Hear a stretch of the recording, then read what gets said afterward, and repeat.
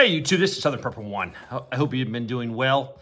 I hope you're getting it done wherever you are, with whatever resources you have, with whatever time. I hope you're not wasting time because there's a lot of, and I'm not going to say it's bad news, it's just news. There's a lot of news out there that will affect your life. You can put your head in the sand like an ostrich and not worry about it. And a lot of people do, a lot of Americans, a lot of people I deal with, I meet, and they don't understand being a prepper. It's just being a prepared American. It's just seeing what's out there and making contingency plans for whatever event could happen. It's not called worrying. Worrying and fretting is what the average American is going to do when they realize that their life they live is all a lie and an illusion when it comes from the government. As a prepper, I hope you understand that whatever you do, hopefully, should be dictated by God. And that's my life. It's been definitely directed by Him. And I look at prepping as just using common sense for what's going on in the world. You know, some people say, "Oh, you guys are doomsday preppers. You got a bunker, and you got stuff planted and got stuff underground." And you know what? Having a facility where you could put some of your earthly goods is not a bad idea. If you look at Texas right now, I hope some of those people didn't have all their eggs in one basket because you can see what happens. It's all destroyed. If they had a tornado shelter that was well stocked, at least they would have some stuff to continue living. Maybe food and water, they got different clothes, they got hygiene items. Instead of being there with nothing, having to rely on the government or friends. But I want to go review the news. I didn't put it on my computer. I'm not reading it from my computer. I just want to talk about what happened last week. You didn't see me last week. I'm busy. I hope you're busy too. I want to first say thank you for everyone that purchased a blanket. We raised over $3,000. I'm trying to get you the right amount, the exact amount, but it was over $3,000 with people donating. Sales of the blanket was donated. So that was a blessing. That was the work of God.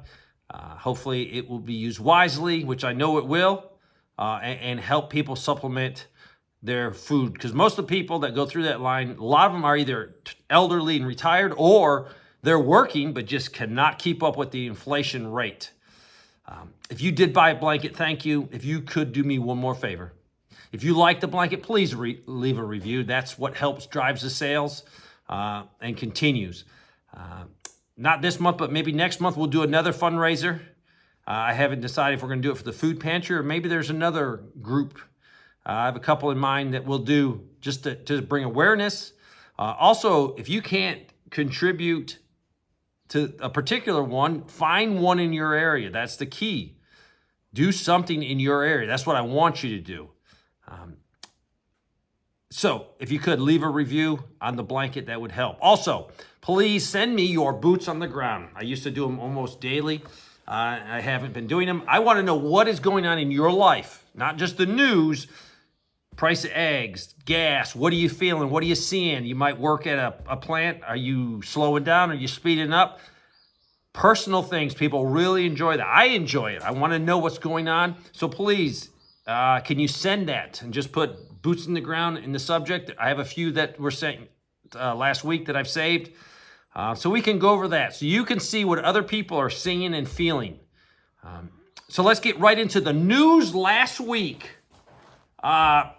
That should have you motivated, not the fear, not the fret, but to use common sense and to prepare for what's coming, because all these news stories will affect you. The first one, Supreme Court just ruled that Trump will be on the ballot. So that is a big positive in Colorado. Major good thing, because that could have caused a lot of problems in this country. Next, we have the fires in Texas, devastating a lot of farmers and ranchers. So it probably will push meat prices up. Now, it's just a small percentage. Don't think, oh, all the cattle's dead. No, we have a lot of cattle throughout the United States, which is going to help us. But those farmers were definitely affected. People lost their homes, their businesses. So look at Texas. Pray for Texas, but look at Texas and say, what happened if this fire occurred in my area? Have I prepared a fire plan? That's not being fearful. That's not being fretful. That's being a responsible American. Do you have an individual fire plan to safeguard your property? On my channel, I have a ton of videos telling you how to do it. So look at that. Look at Germany and their conversation that they had that the Russians found that we're talking about destroying that bridge in Crimea. That's an act of war. So if you're not actively looking at, NATO and the U.S. and Russia could get into a conflict, then your head is in the sand because everything is pushing that way. Let's look at Nikki Haley. Nikki Haley, I think, won the District of Columbia. And who lives in the District of Columbia? It's basically controlled by the New World Order, very liberal area. So she won one. And so that makes sense because Nikki Haley was my governor. I know Nikki Haley not personally, but I've seen her for many years in South Carolina. She has come out and said she might not support the Republican nominee, and that would be Donald Trump. So she's sort of reneging on that. Nikki Haley is a rhino. Nikki Haley's in there right now to hurt Trump, hurt the Republicans. So she can't say, oh, I want to get Biden out, because she is not wanting that. She is staying in for some reason. Someone promised her something to stay in. Let's look at the banking issues. The banks are in trouble. I'm not going to go into all the details because it will bore you. Banks are in trouble. Federal Reserve is in trouble.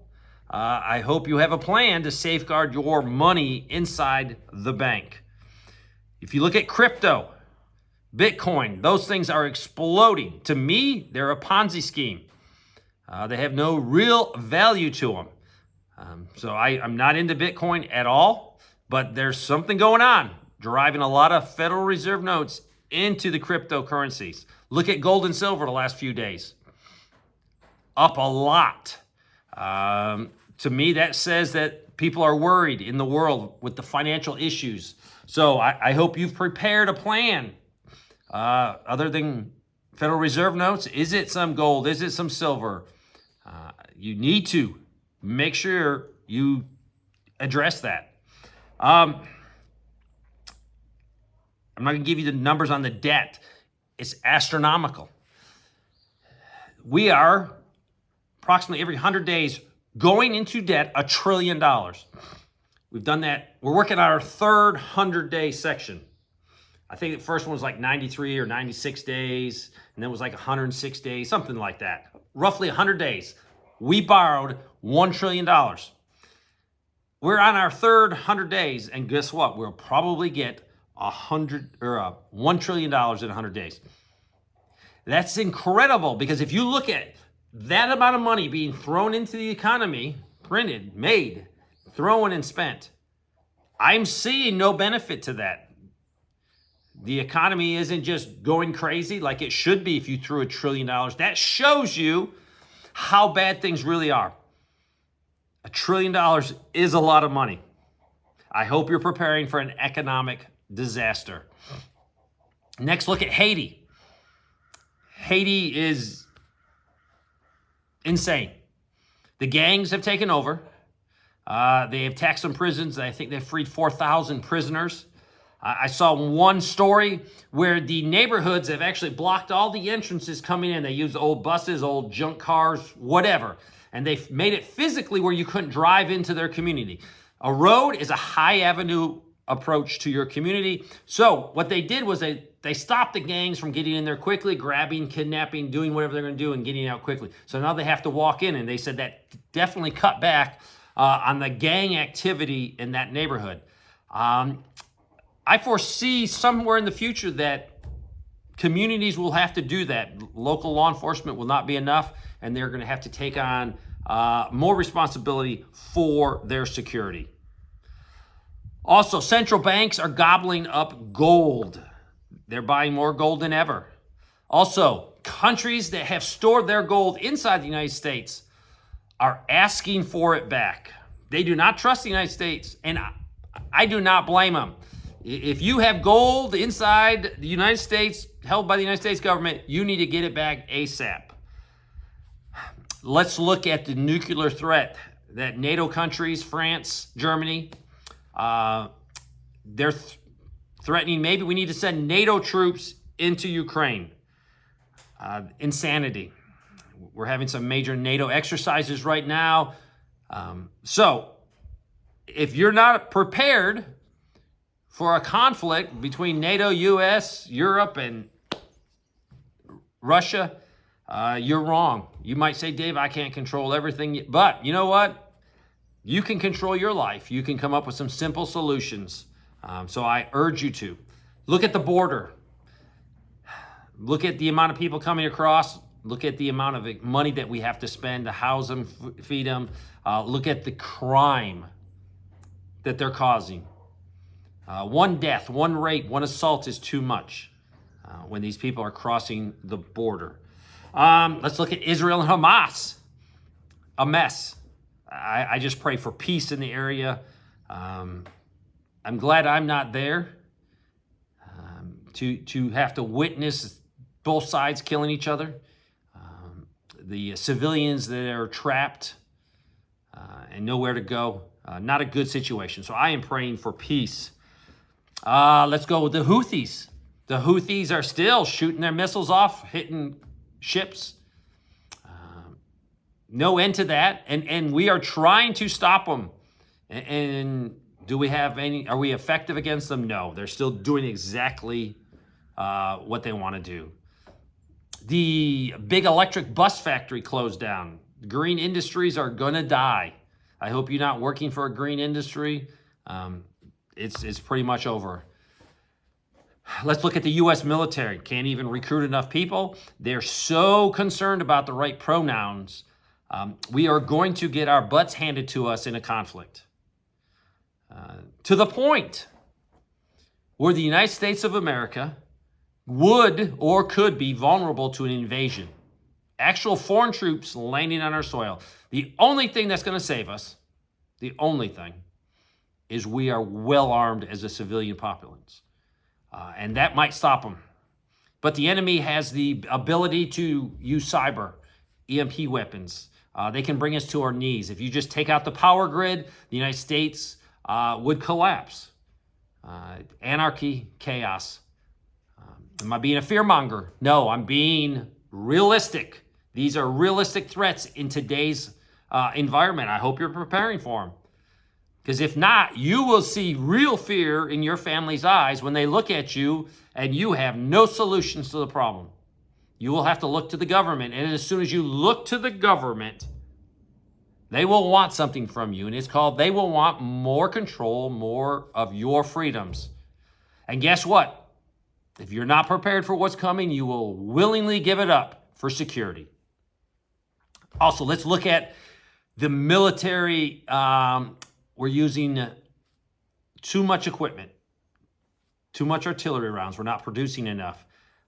The studies show that we do not have the minerals, the raw materials to fight a prolonged war. We don't have the stuff in our country. We don't have the manufacturing. We don't have the stockpiles of this stuff. So we are in trouble.